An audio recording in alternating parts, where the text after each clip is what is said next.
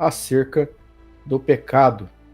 Nós queremos aqui abordar a origem disso tudo, onde nasceu esse conceito, o que tem a ver com as demais crenças. Será que existe pecado nas demais religiões, né? O que isso vai fazer a gente entender acerca da manipulação, da deturpação, né? E das PNLs, que é as programações neurolinguísticas. Então, sem mais delongas, vou trazer aqui esse vídeo e eu quero você colaborando e participando, ok? Bom, o conceito e a origem do pecado. É um pecado, é um conceito criado, não descoberto. Não há evidência objetiva de sua existência fora da linguagem religiosa, certo? Ou seja, só faz parte do sistema de crenças. Fora disso, cada um é livre e não existe esse tipo de limite, de regra, né, de conceito. O termo tem raízes culturais e políticas, não espirituais. É isso mesmo, o termo pecado tem a ver com política e questões culturais e nada a ver com mandamentos espirituais, usado inicialmente para separar comportamento do que é correto, do que é aceitável, admissível, do que é ameaçador à autoridade religiosa, o que quebra regra, protocolos, né? O que deixa uma pessoa espontaneamente livre, libertadora. Mas como você está dentro da Babel, limitado somente a um ensino, né, dogmático, então refutar isso, lutar contra isso é ameaçador. Terceiro ponto diz, não é exclusivo propriamente só do cristianismo. O termo pecado tem várias versões. Existe lá no Islã, no judaísmo, no hinduísmo e em outras crenças também, mas sempre associado à punição, à culpa severa, né? Pecado como erro contra Deus, contra a divindade. É um conceito abstrato e inalcançável. Isso o torna perfeito para manipulação, escravização mental de pessoas, pois não pode ser provado ou refutado. Não há definição unificada de pecado. O que é pecado é uma cultura, é normal em outra. Ou seja, aqui no Brasil, né, temos algumas conceitos que são vistos como pecado. Como você pregaria em determinados países que se tem a poligamia? O homem pode ter 2 esposas?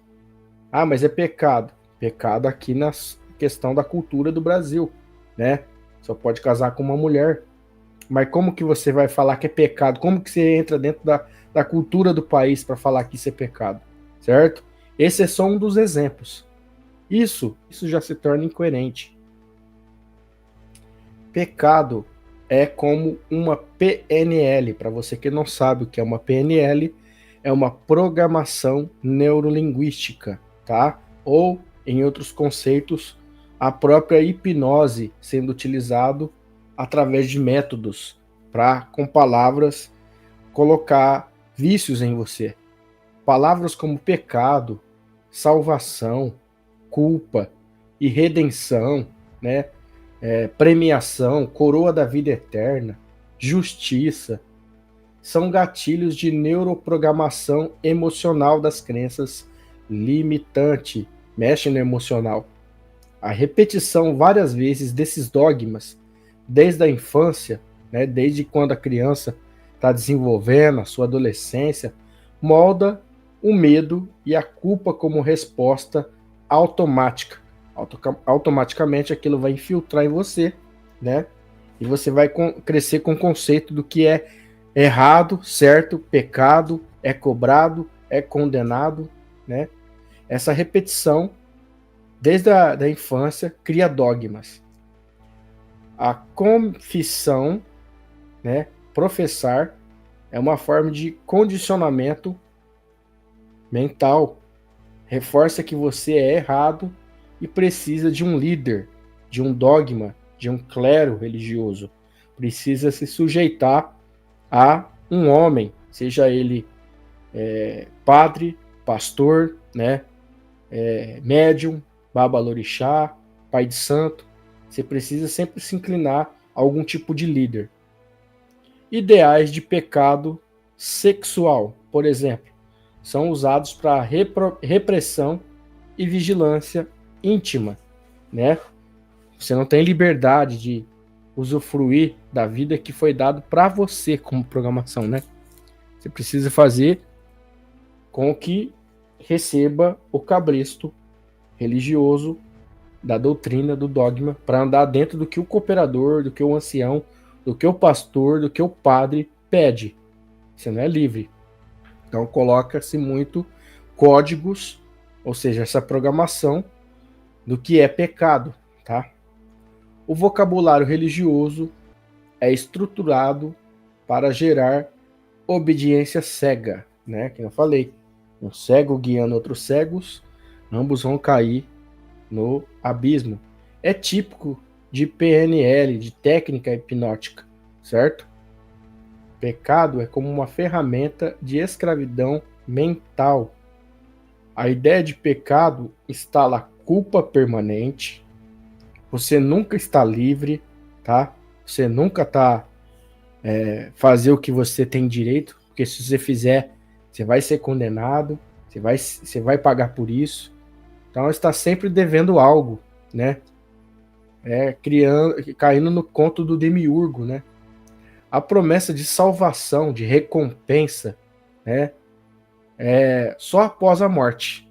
É um contrato eterno de submissão para você nunca quebrar as regras e os protocolos. Sua vida inteira você tem que se sujeitar ao sistema de crenças. Então, líderes religiosos se tornam intermediários, a ponte, né? O intercâmbio, a transição, são obrigatórios entre o fiel e o divino, mantendo dependência. Você é dependente da pregação, da ministração, dependente, você tem que estar congregado. Se você não está congregado, está afastando de Deus, tem que fazer parte da instituição, tem que se sujeitar à cobertura espiritual, que é o pastor, que é o pregador, né?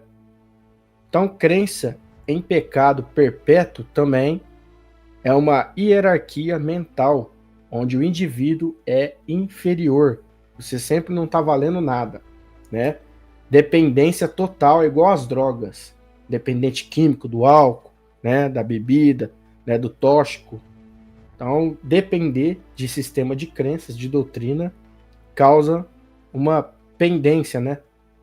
E essa questão de pecado perpétuo, né? De condenação eterna, é muito incoerente ao Deus de amor, o Deus que exige que você perdoa 70 vezes 7, mas nunca vai te perdoar, né? Um Deus que quer que você ame os inimigos, mas ele não ama o Satanás, né? Criado pela Igreja Católica. Ele não ama quem discorda dele. Ele pune eternamente, mas você tem que perdoar 70 vezes 7. Veja que incoerência. E vai te punir eternamente?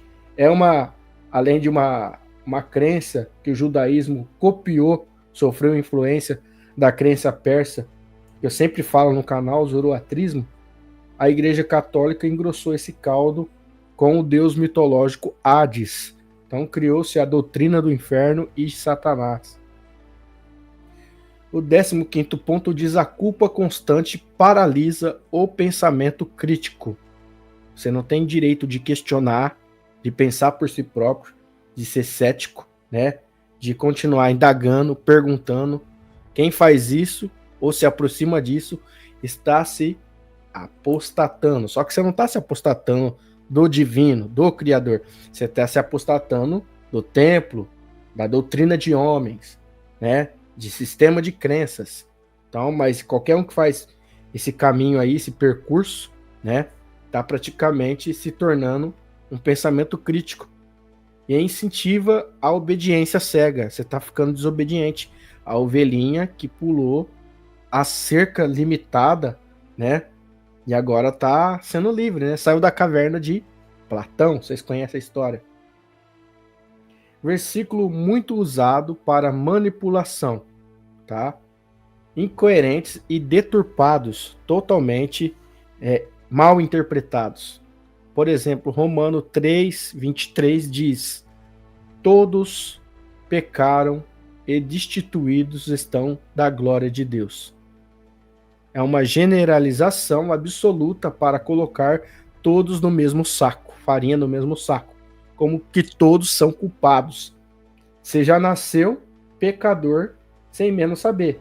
Adão, que você nem sabe se existiu, é uma cópia lá de Enuma Elish, a história do homem lá criado do sangue dos deuses, né, na mitologia mesopotâmia. Em outras crenças tem suas narrativas.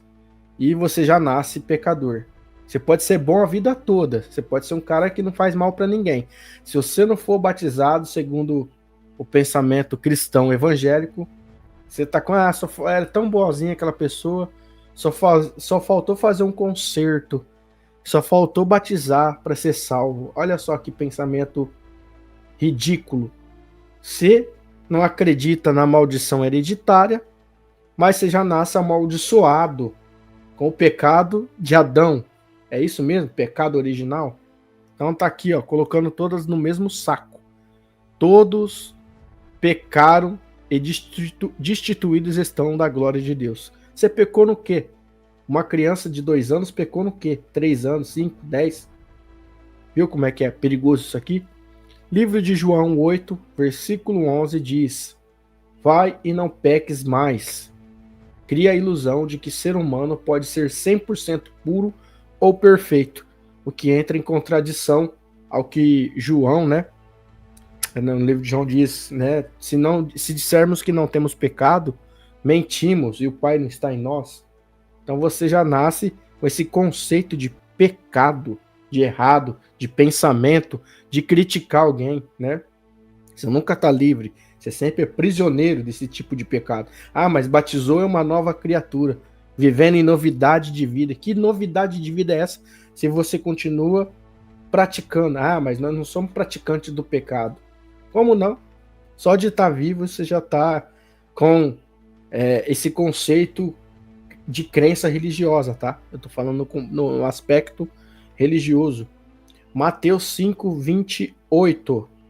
Se olhar com desejo, já adulterou. Putz, eu tô ferrado, hein? O mundo hoje tá sexualizado. As redes sociais estão sexualizadas, né? Você vai pra rua, você vai no mercado. Você não quer pecar com o olho da carne, né? Não olhar e falar hipocritamente. Eu não cobiço. Eu posso olhar a mulher com decote, a mulher com mini saia, mas as curvas da calça apertada, mas eu não cobiço, eu não penso. Ai, que hipócrita, cara. Você é um crente hipócrita. Então, se você quer viver na dita santidade, que é uma fantasia, é uma ficção, entra dentro da sua casa, né? Ou num buraco, se enterra num buraco, numa caverna, e não sai de lá. Aí você não vai pecar mesmo, entendeu? Mas aqui criminaliza até pensamentos e desejos naturais da sua carne, da natureza da sua carne, tá? Levítico 20:13 diz algo interessante, condena homossexuais à morte. É usado até hoje, historicamente, para legitimar o ódio contra as pessoas que têm suas opções sexuais. Eu não vou entrar em detalhes sobre isso, mas cada um é livre. A partir do momento que alguém te joga uma condenação e você se afeta porque fulano tá falando isso, ciclano, você demonstra o quanto fraco psicológico você é. Então, você é livre, né? Êxodo 25 diz: eu sou Deus zeloso. Olha que palavra bonita. Que visita a maldade dos pais nos filhos, até a 3ª geração. É uma culpa hereditária, é coletiva, né? A criança não tem nada a ver, mas leva já uma dívida que Deus está dizendo aqui em Êxodo 25, porque o pai, né, fez algum erro, então isso vai alcançando até a 3ª geração. É justo isso? Está na sua Bíblia. Os versículos mais usados para manipulação, né? Pecado e o controle de massas. Vamos analisar isso aqui com carinho, tá? Toda religião que prega o pecado como centro, como alvo, como foco central, né, centraliza o poder em líderes e santos. Ou seja, é eles que têm o poder de dar a salvação, ou condenar alguém, ou abrir as portas, ou fechar as portas. A própria Bíblia diz, né, no Novo Testamento, vocês não entram e não deixam os demais que quererem entrar, não deixa os demais entrarem. Então eles têm a chave que abre ninguém fecha e que fecha ninguém abre. Se ele disser que você não vai entrar, entendeu? Você não vai mesmo. O medo do inferno é o principal código de PNL usado, né? É um câncer mental eterno que evita questionamentos, indagações. Você não tem direito de questionar, de perguntar, de querer saber algo. Tá ali para você obedecer, pronto, e acabou. A confissão obrigatória é espionagem espiritual sob o disfarce de libertação. Você ir lá procurar o padre, antigamente tinha, não sei se hoje ainda tem, o confessionário. Aí você tem que confessar, né? E tem versículos que falam, se confessamos nossos pecados uns aos outros, alguma coisa assim. Então, hoje as pessoas não procuram, né? O cooperador, o ancião, o pregador, o pastor, o diácono, para desabafar sua vida cotidiana, sua dificuldade. Geralmente, hoje as pessoas conseguem desabafar a sua integridade nas redes sociais. É dar de mão beijada um prato recheado de informações para esses ditos profetas se arquivarem de detalhes da sua vida e depois dizer que está com a revelação, né? Aí vem com a libertação. Então, dogmas de pecado castram ou impulsam o impulso natural de liberdade, prazer, curiosidade, crítica, o que é normal da sua natureza. O pecado original, esse praticado por Adão e Eva, é colocado como culpado em todos. Culpa em todos, desde o nascimento, desenvolvimento, a engenharia social perfeita de um Deus perfeito, né? Então, os impactos negativos dessa crença de pecado. Vamos lá. Distorce a autoimagem, o indivíduo nunca se vê como completo, sempre imperfeito, sempre errante, tá? Nunca chega a um estágio de uma estatura de um varão perfeito, ele só acredita que isso é só após a morte, mas como quebrado, quebrantado. Os hinos vêm, me quebranta-me, né? Me faz descer, me abaixa, me quebra, me distorce, isso não vale nada. Sempre se humilhando para que diminua e Deus cresça, né?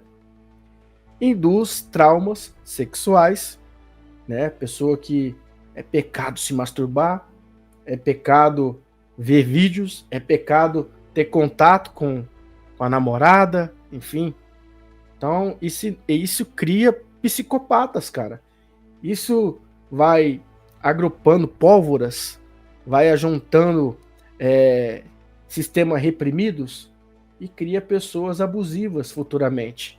Entendeu? Quando explode, é complicado. Já um maníaco do parque aí, qualquer um que tem esse tipo de caso, geralmente já teve ligação com um sistema de crenças na sua infância, né, ou anterior. Então, culpa crônica e transtornos psicológicos graves. Você pode procurar alguém que entende de psiquiatria, psicologia, e ver que a maioria dos seus pacientes tem traumas ligados a doutrinas, né? Grande parte de pessoas que estão dentro de presídios também, ou dentro de hospitais psiquiátricos, tem algum tipo de ligação com crenças anteriores, entendeu? É usado para justificar violência, guerras e genocídios religiosos, até biblicamente.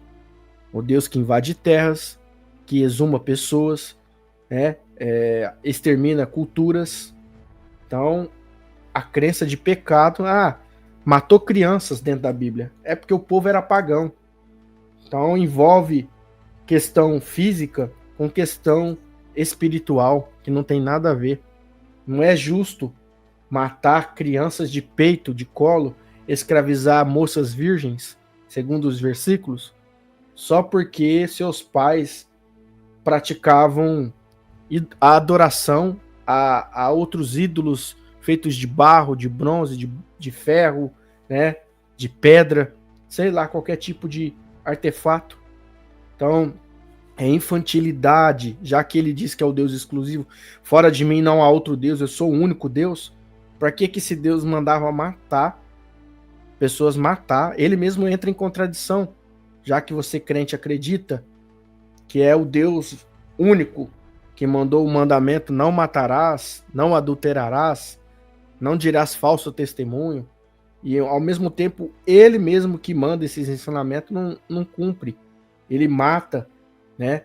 Ele extermina, ele manda fazer imagem de querubins e pôr na arca, ele manda fazer a serpente de bronze. Então ele entra em contradição todo o tempo, né? Mas é utilizado, que ele pode, né? Ele é fodão. As pessoas que por si próprio, se Davi matasse por si próprio as pessoas, ele seria punido, né? Se Elias matasse por si próprio, talvez ele seria reprovado, mas como Deus aprovou, né? Aí que é tal X da questão. Se eu sou homem de Deus, cai fogo do céu e consuma os profetas de Baal. E para provar que você é homem de Deus, eu vou cumprir isso que saiu da sua boca. Então, ó, manda fogo. Flá, consumir todo mundo.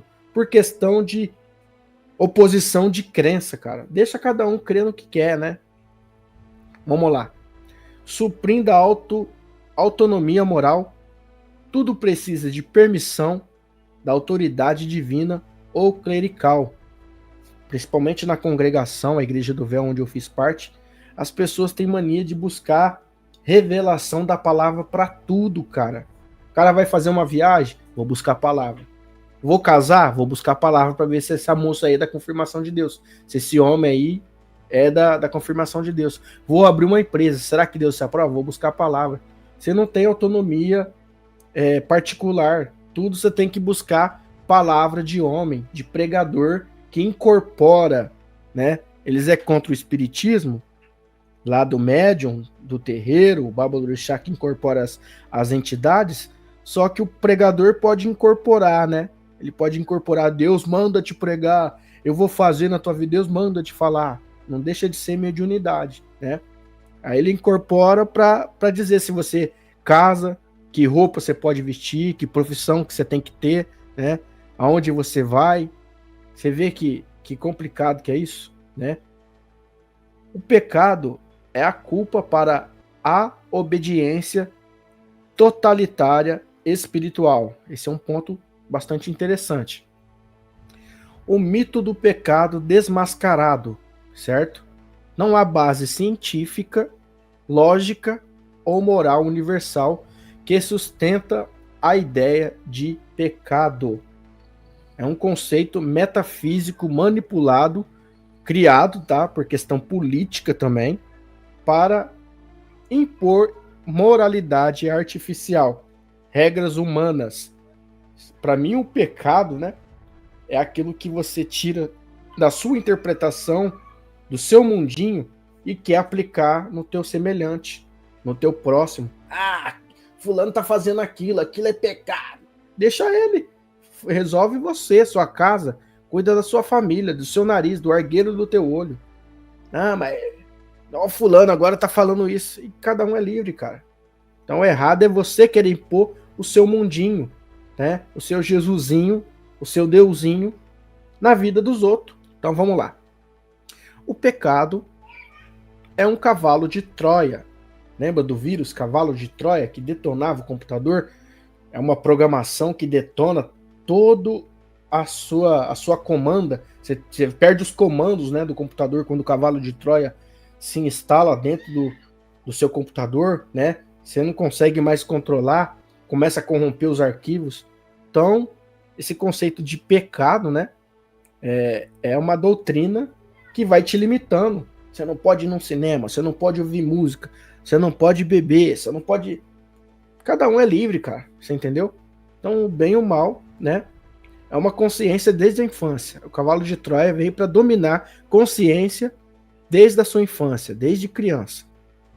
O bem e o mal são conceitos sociais e evolutivos.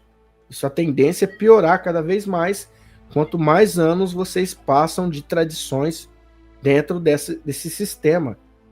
Não revelações sobrenaturais. Veja só que hipócrita. Para uma igreja, não, até jogar futebol, no caso da congregação era isso, é pecado. Na outra lá, a igreja se reúne, pode jogar futebol, não é pecado. Numa igreja, pintar a cor dos cabelos, cortar o cabelo as irmãs, né, cabelo curto não é de Deus. Na outra, né, na outra pode, tem nada a ver isso aí, negócio de cabelo. Uma não pode usar calça, na outra tem nada a ver. Aí o crente vem e fala, vou me adaptar àquela que me dá mais liberdade, né, aquela que eu sinto mais à vontade. Você vê que bipolaridade cristã, isso, né?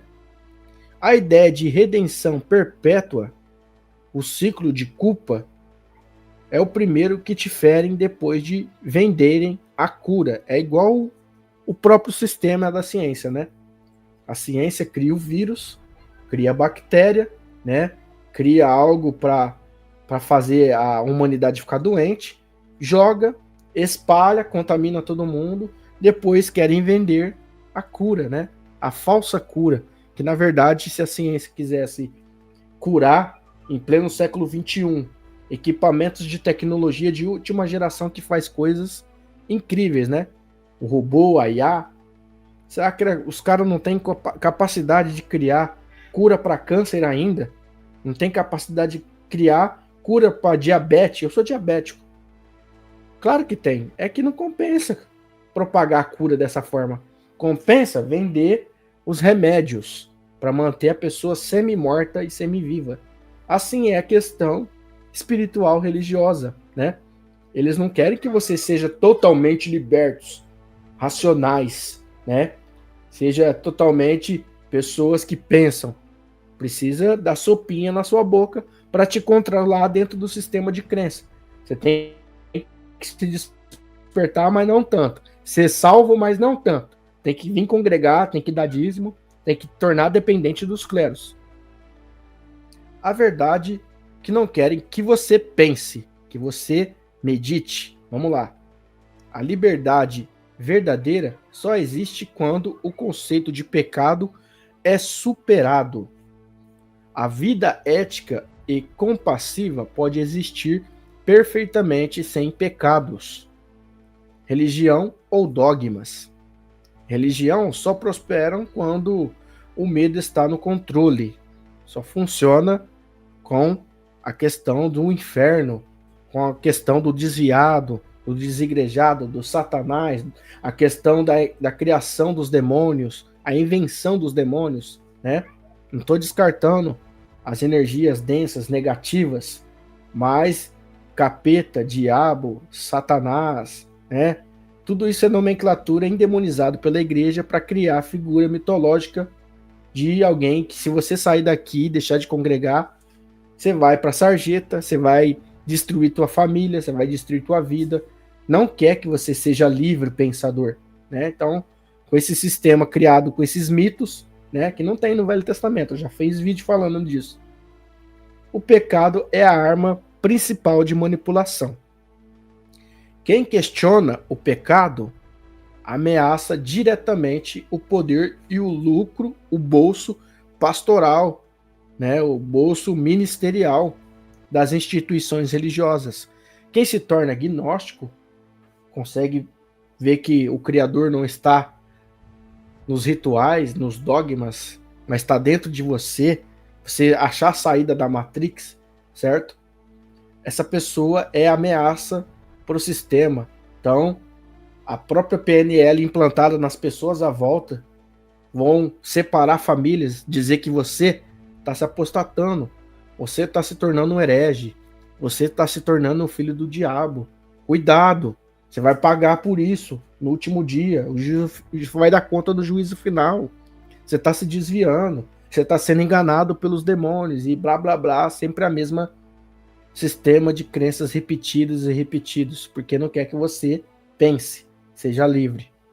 Então, pecado é uma mentira útil, refinada ao longo dos séculos, cada vez mais aprimoradas, para transformar fé em prisão psicológica.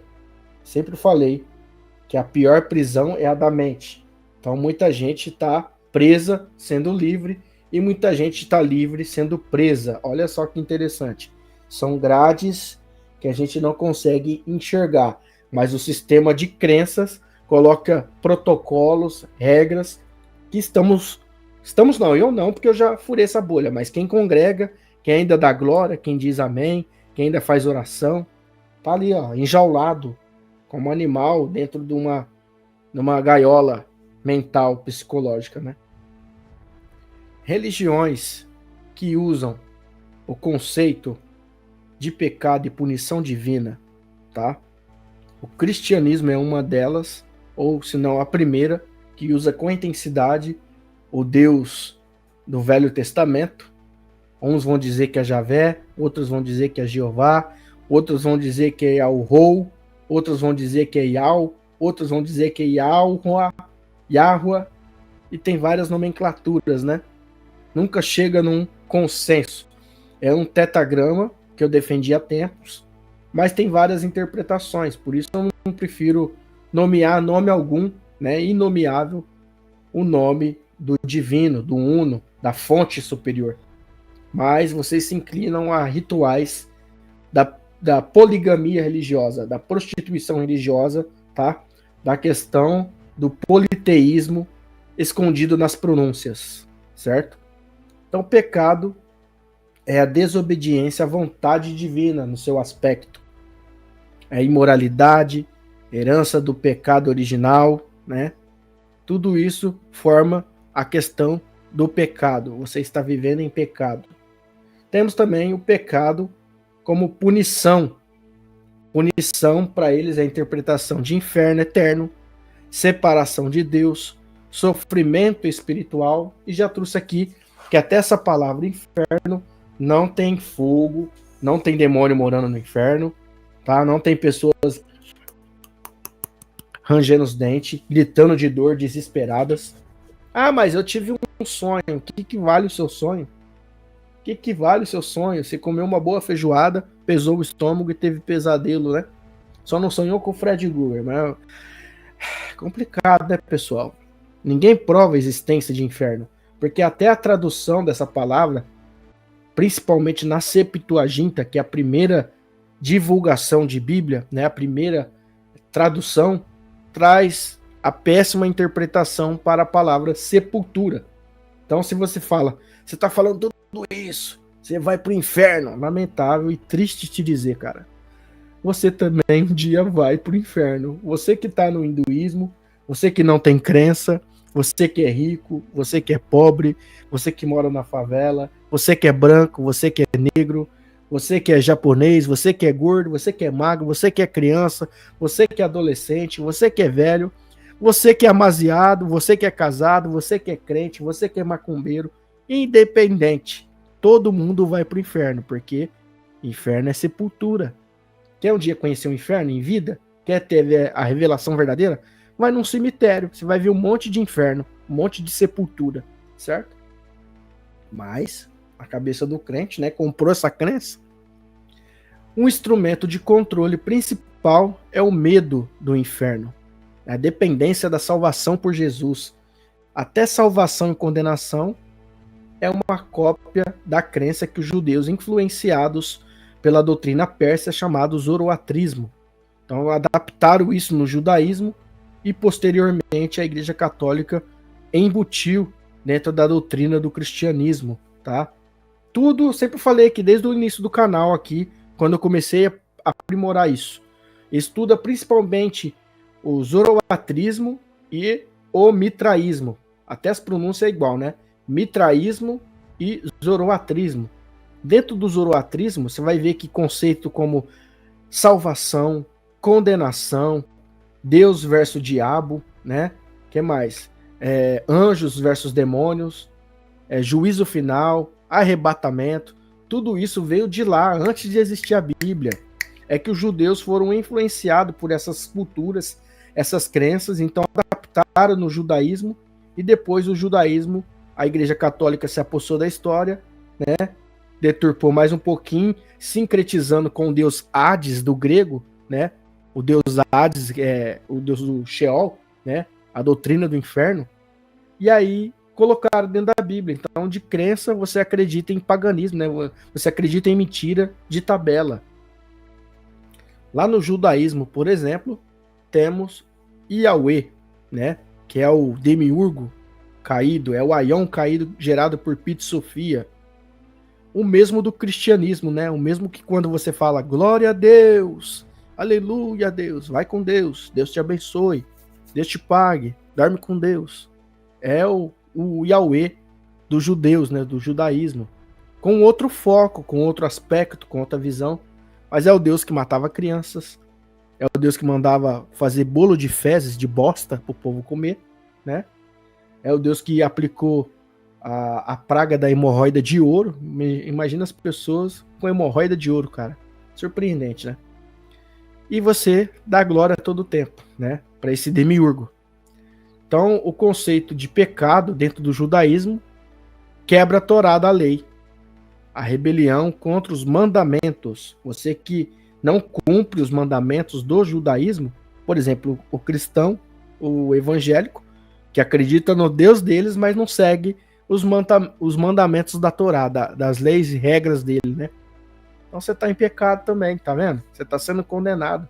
Você é condenado de lá para cá e daqui para lá.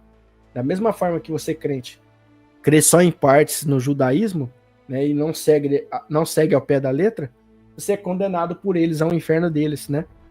E da mesma forma que eles não acreditam, né, no cristianismo gerado por Roma, no Jesus branco, você é condenado por eles lá no inferno deles. Então é um condenando no outro, é igual time de futebol, cara. É religião, né? É igual política. Cada um tem seu partido, não abre mão. O conceito de punição dentro do judaísmo é o sofrimento individual ou coletivo, ou particular, chamado de exílios, pragas, destruições, né?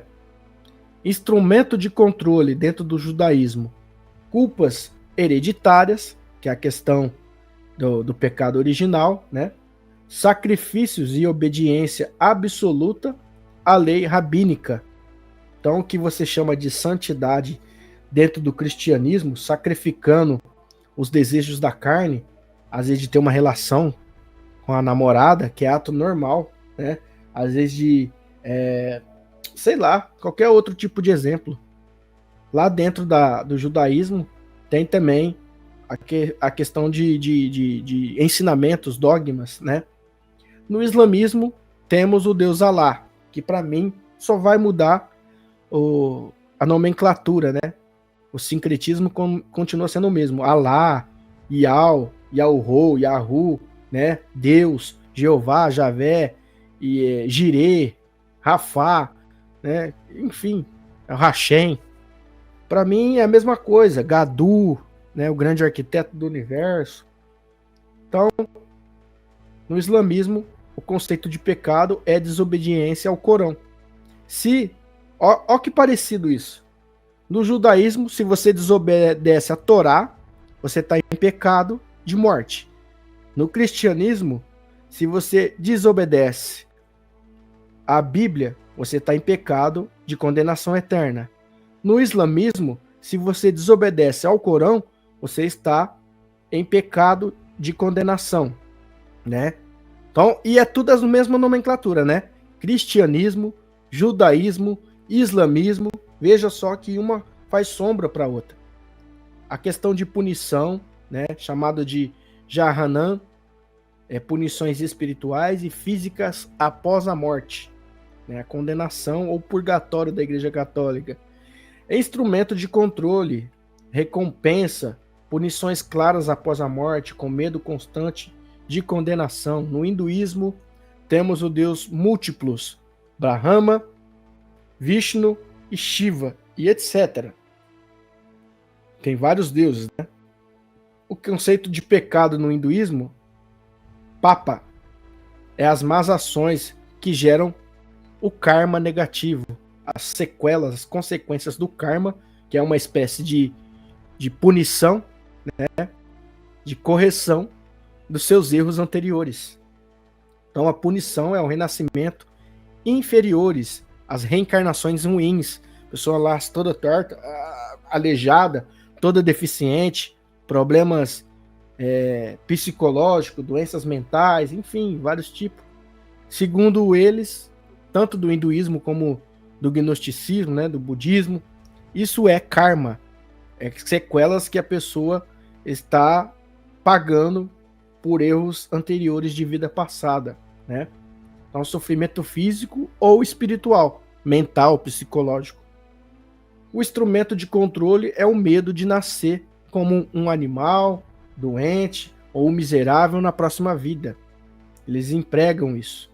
No budismo, principalmente nas escolas tradicionais, temos a divindade central, nenhuma divindade punitiva, mas leis cósmicas, tá?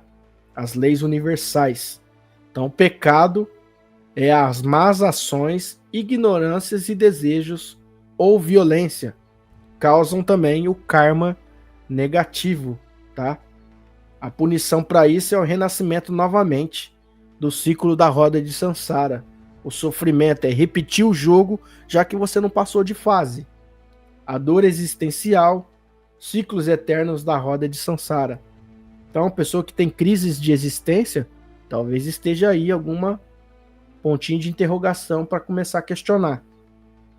O instrumento de controle é o medo de ser reencarnado novamente, ser adaptado a um novo avatar indesejável, o sofrimento interminável desse ciclo. Isso é o verdadeiro inferno, né?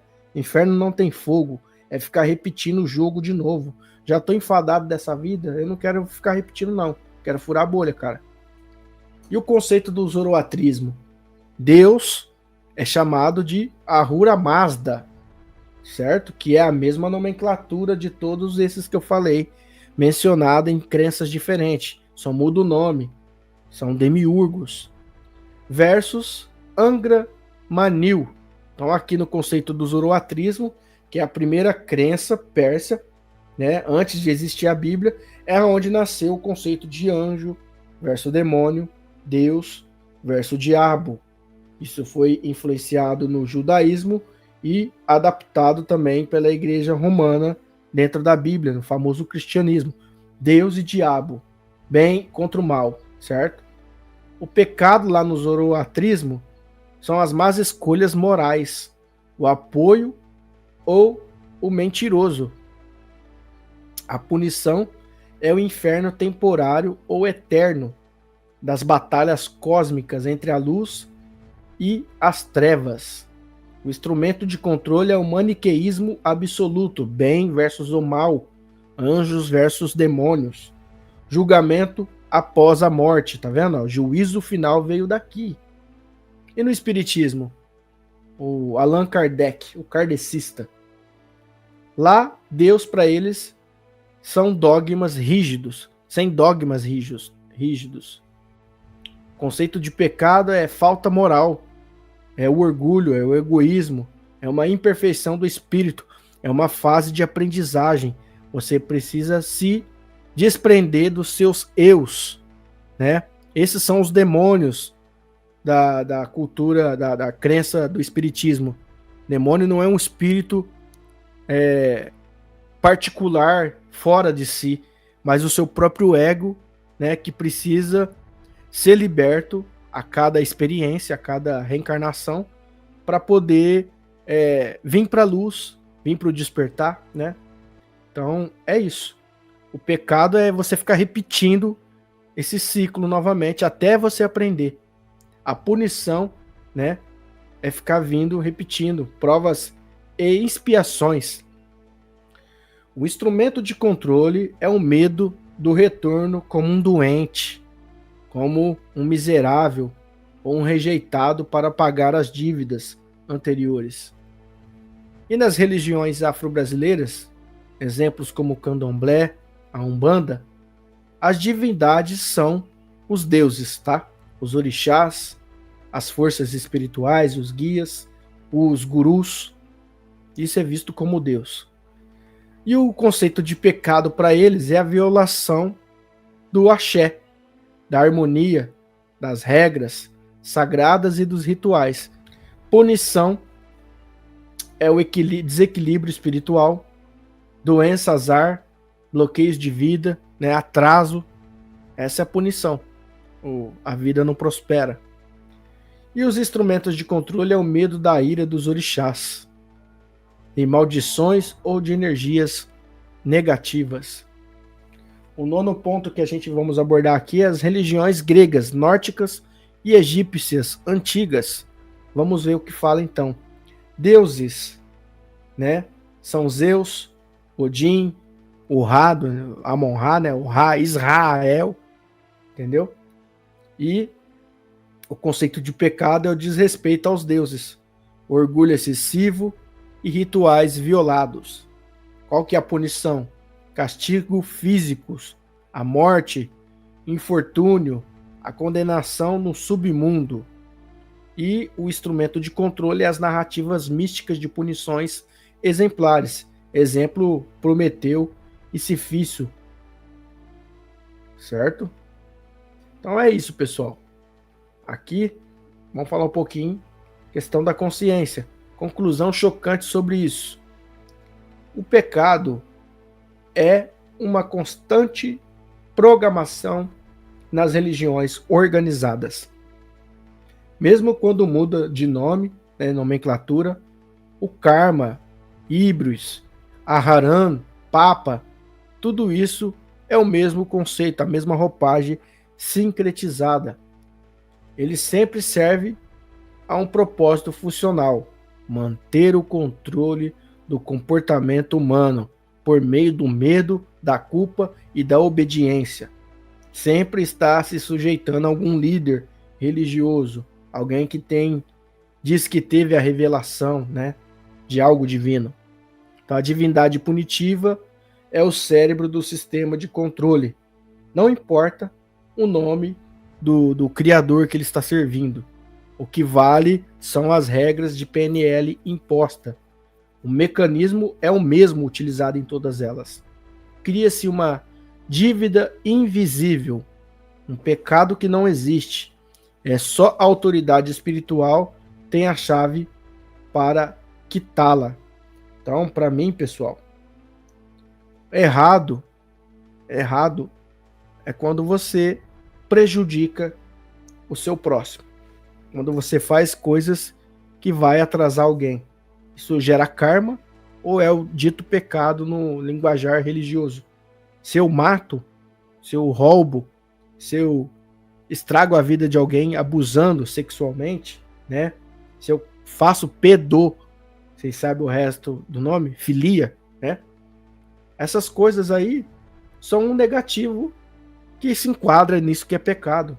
Agora, se você quiser beber, embora você está se autodestruindo organicamente, bebidas, drogas, ou ouvir uma música, ir para uma balada, curtir a vida, no que nisso você está prejudicando alguém? No que nisso você está fazendo de pecado, né, atrasando a vida de alguém? Então, não passa de meras regras humanas que a Igreja Católica, que a Igreja Evangélica coloca para te manipular, para controlar a tua vida. Não existe pecado.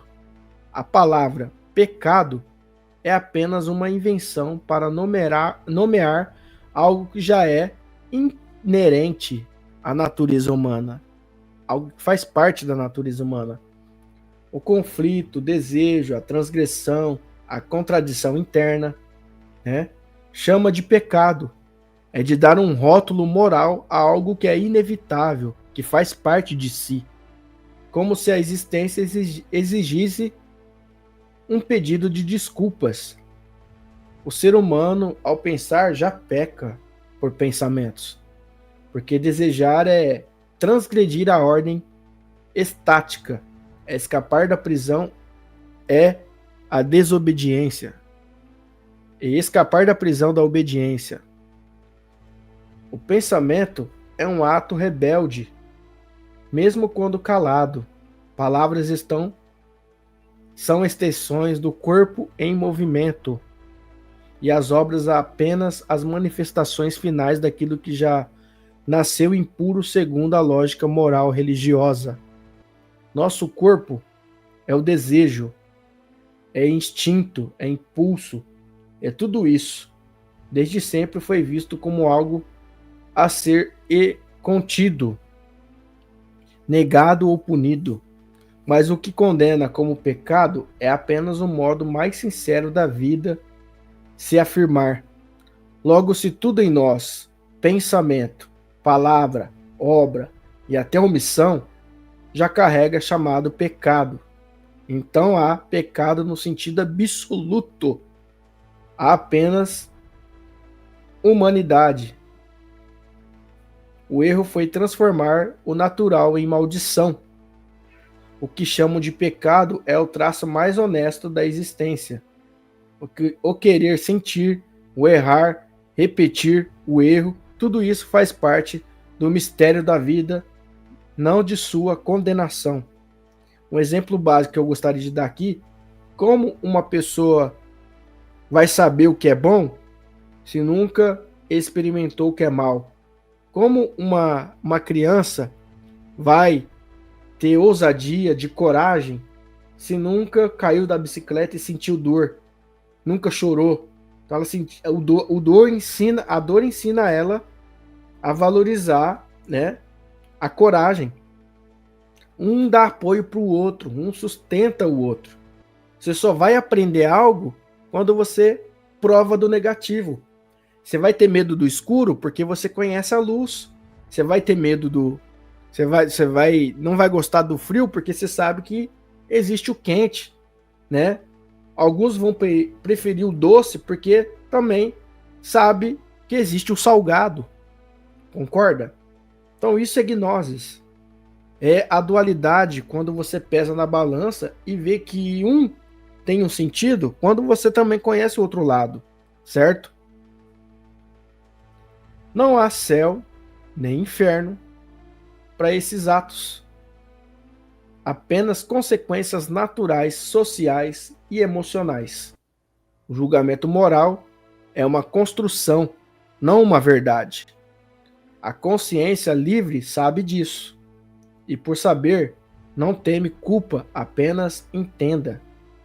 Assim livra-se da ideia de pecado, é um ato de liberdade. Assim livrar-se da ideia de pecado,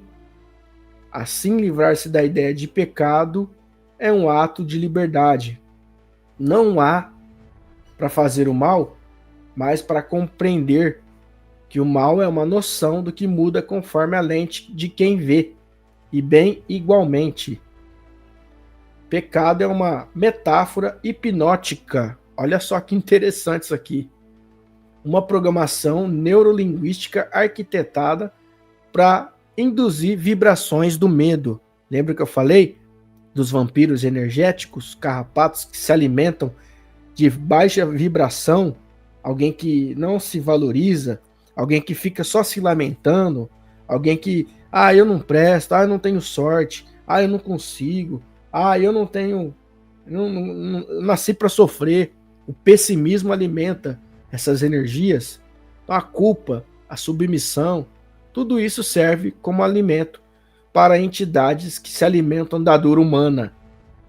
Os demiurgos, por exemplo, né, os parasitas do astral, que se nutrem das energias densas da repressão emocional. Então muda o teu campo vibratório. Se você pensa assim, age assim, tá? Enquanto é tempo. Você vai se sentir mais leve, vai fazer uma academia, uma caminhada, né? Para você poder se livrar desse tipo de pensamento invasivo, né? Destrutível. É o ditado que diz que a cabeça vazia, a mente vazia é a oficina do cujo gabiroto, né? O conceito de pecado não veio da sabedoria, mas do controle. É uma engenharia psíquica, uma prisão sem grades. Lembra que eu falei?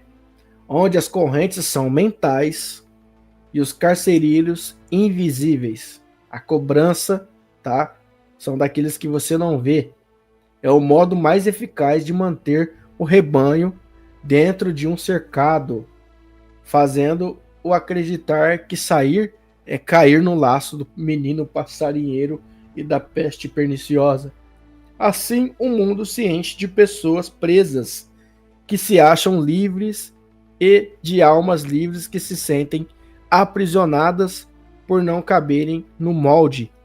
Isso é o verdadeiro paradoxo do pecado, a inversão da verdade, a manipulação da luz para que pareça treva, e da treva para que pareça salvação. O pecado é, portanto, uma incógnita. O pecado, portanto, é uma incógnita, uma equação cujos termos não se resolvem na lógica convencional, certo? É a dissonância entre o ser e o parecer, uma armadilha de linguagem para a ilusão mantida por repetição ritualística de pecado, confissão, culpa e perdão. E tudo recomeça novamente. Mas quando você rompe o feitiço, tudo muda.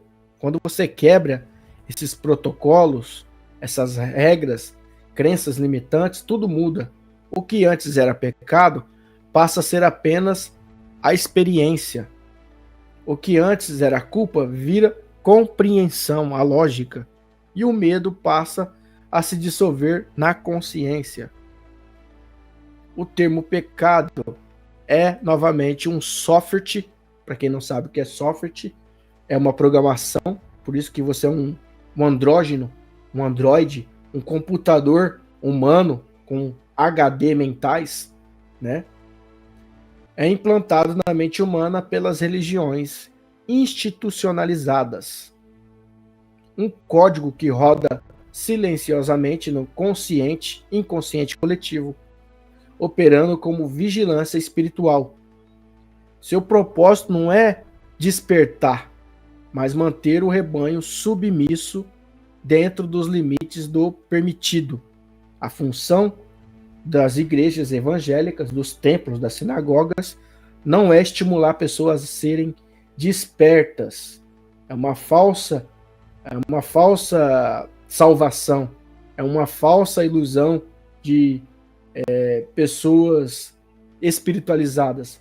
São pessoas que se inclinam artificialmente à espiritualidade, mas se sujeitam a regras, a cleros, a PNLs de condenação e de salvação.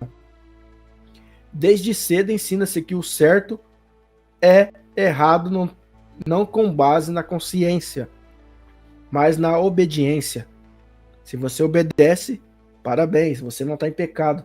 Se você discorda de um pregador, de um profeta, de uma irmã de igreja qualquer, aquilo que na visão dela é errado, então você está em pecado.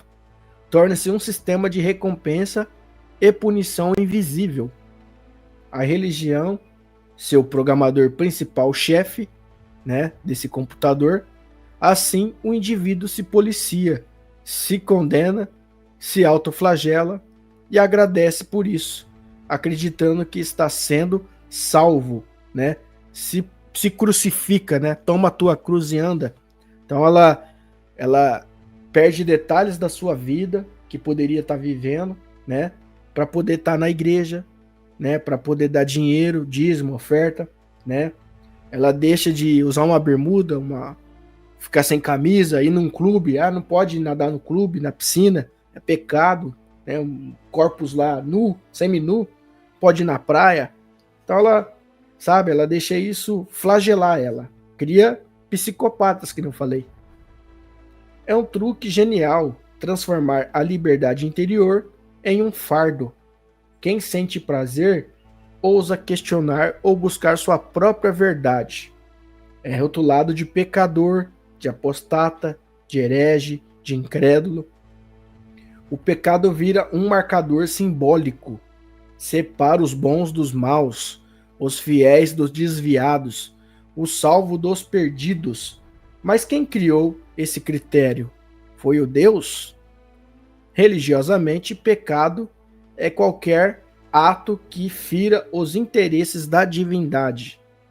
Mas essa divindade, curiosamente, sempre reflete o interesse do clero, da casta dominante, do sistema que lucra com culpa. Deus vira um espelho de controle e o pecado, a coleira, vira o cabresto. Porque é hipócrita, né? O pastor dizer ministração sobre pecado e o pastor vai para um motel com a fiel, né? Usa seu dízimo para comprar seus bens materiais, seu carro, né? O que seria da indústria da salvação sem o pecado? Daria lucro? O que seria dos dogmas sem o medo do inferno? Daria lucro? Sem o conceito de pecado, muitos altares cairiam, muitos impérios espirituais desabariam, porque o pecado é o motor do pecado no mercado da fé. Porque o pecado é o motor do mercado da fé. Quanto mais você se sente sujo, mais paga por sua purificação, mais se flagela, mais preciso de consagração, santificação. Ai, eu me masturbei. Ai, eu vi um filme pornográfico. Ai, nossa, você entendeu? Como que isso é prejudicial até para a tua questão mental? O verdadeiro despertar não é se livrar do pecado, o dito pecado, mas da ideia de que você precisa ser perdoado por existir como é, como a sua natureza. Porque o erro nunca foi pecar. O erro foi acreditar que ser humano é errado.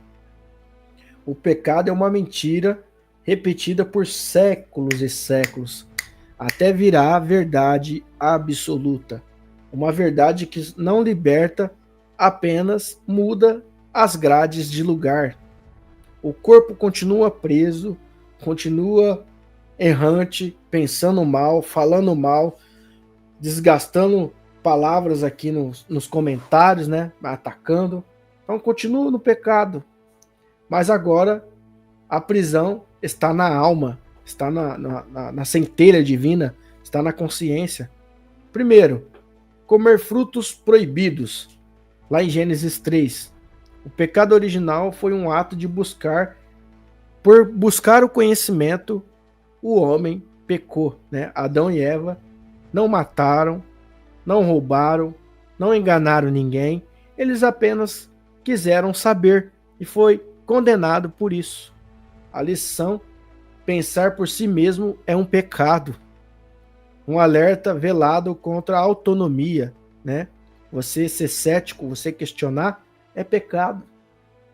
Tocar a arca da aliança, citada em 2 Samuel capítulo 6, versos 6 e 7, Uza tentou impedir que a arca caísse no chão na história.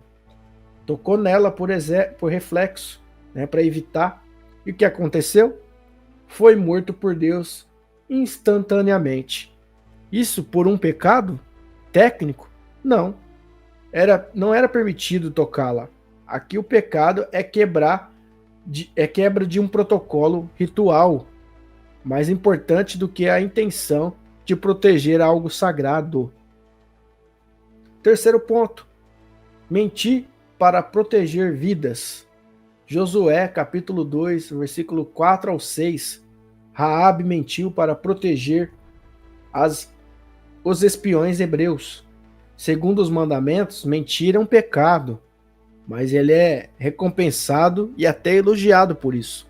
Uma mentira útil se torna santa, uma mentirinha sagrada, né?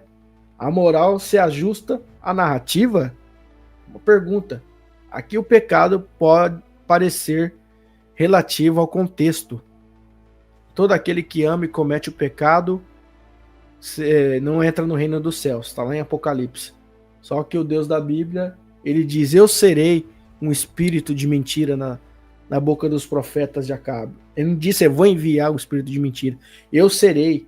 Se Deus condena tanto a mentira, por que que lá em, não sei se é Colossenses ou Tessalonicenses, ele enviaria o espírito da mentira e do erro, né, para que todos acreditam nesse espírito dos finais dos tempos. Ele mesmo condena o ato e ele envia, né? Então Jefté promete ao Deus sacrificar. A primeira coisa que sai da porta é a sua filha. E ele cumpre a promessa. Deus não impede. O pecado aqui não é matar a própria filha, mas seria quebrar o voto feito a Deus, né? A poligamia de reis abençoados, Abraão, Jacó, Davi, Salomão, tiveram várias e várias mulheres. Olha, isso seria visto como um pecado sexual hoje, justo na nossa vez, né? Naquela época não era, né? Então Deus não condenava porque tinha muitas mulheres. A questão foi porque se envolveu com outros deuses, né? Mas eles foram abençoados e guiados por Deus, mesmo nessa vida, tendo um monte de mulher.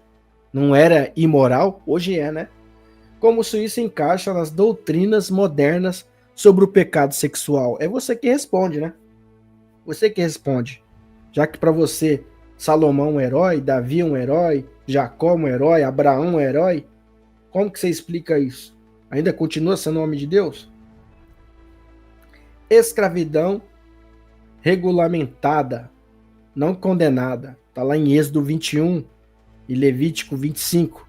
A Bíblia contém leis que regulam a escravidão, incluindo o direito de bater, vender e manter escravos por gerações. Onde está o pecado nisso? Em ser escravo, em ter escravos. É pecado isso? Por que Deus, então, ele aprova isso? É um contexto histórico que define a moral? Ah, mas tem que ler o contexto para entender o texto e o pretexto. É o Paranauê do crente. Os exegetas, né? Faz de tudo para defender. Massacres ordenado por Deus, lá em 1 Samuel 15:3. Deus manda Saul destruir os malequitas, homens, mulheres e até crianças e animais, crianças de peito. Quando Saul poupa o rei do inimigo, ele é punido por desobedecer. O pecado não foi matar, o pecado foi não matar o suficiente, ou não matar quem deveria ter matado, né? Mulheres imundas por menstruação, até isso, lá em Levítico 15, 19 ao 30, a menstruação é tratada como algo pecaminoso, impuro, exigindo sacrifícios de expiação. É o corpo feminino visto como culpado por existir, um eco do que seria transformado em misoginia doutrinária mais tarde. Então veja só, uma natureza, um ciclo que próprio Deus pôs na mulher, a menstruação, e ele mesmo, biblicamente, diz que é pecado. Não faz sentido isso aqui, né? A homossexualidade, mas não o estupro. Enquanto atos homossexuais são chamados de abominação, eles usam o título e o livro de Levítico 18, 22, e outras passagens como Gênesis 19, sodomia, né? Juízes 19, o estupro coletivo heterossexual é narrado como algo normal, natural. A abominação é a quebra da ordem, não a violência em si. No 10, Jesus quebra as leis religiosas. Jesus cura no sábado, fala com mulheres imundas, anda com pecadores, quebra jejuns e regras e mostra que tudo o que a religião chama de pecado é pecado real. Ele confronta os fariseus justamente por usarem a lei para oprimir. Conclusão: O que é chamado de pecado na Bíblia muitas das vezes não é absoluta. Muda com o contexto, com o tempo, com o poder envolvido, e isso mostra que o pecado não é uma verdade universal, mas um instrumento narrativo, social e político. E como você disse antes, uma poderosa algema psicológica. E aqui dizia a frase de um pensador desconhecido da internet: se alguém precisa de religião para se tornar uma boa pessoa, não é boa porque quer, é um cão adestrado com as coleiras dos dogmas, das doutrinas, das crenças, certo? Se você gostou desse vídeo, não esquece, tá, pessoal, de deixar o seu like